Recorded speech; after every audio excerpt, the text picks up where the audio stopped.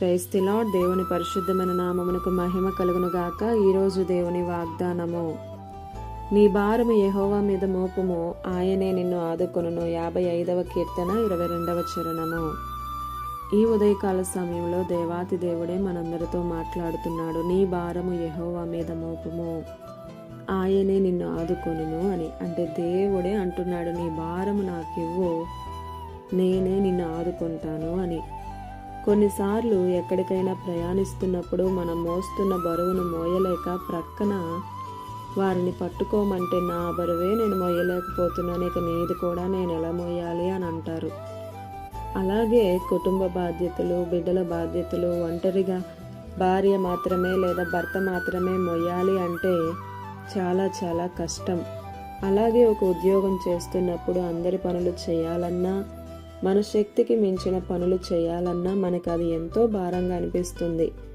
మనసులో ఉన్న ఒంటరితనమును, కన్నీటిని, నిరాశను, నిస్సహాయమైన స్థితిని ఇతరులతో పంచుకోవాలి అంటే ఒక్కోసారి చేసిన తప్పును కూడా మనలో మనమే కుమిలిపోతున్న వేళ మన బాధను, మన బాధ్యతలను, మన చింతను ఎవరైనా మోస్తే బాగుండు, నా మనసును ఎరిగిన వారు ఎవరైనా ఉంటే బాగుండు అని అనుకుంటాం కదా.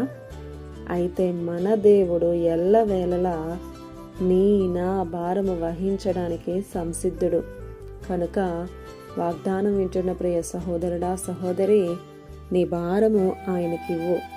ఏ సమస్య అయినా, ఏ కష్టమైనా ఆయన తీర్చగలిగిన సమర్థుడు కనుక విశ్వాసముంచు. నీ భారాన్ని తీయగలిగిన వాడు ఒకడున్నాడని గుర్తుపెట్టుకో, ఆయనే నజరేయుడైన యేసుక్రీస్తు.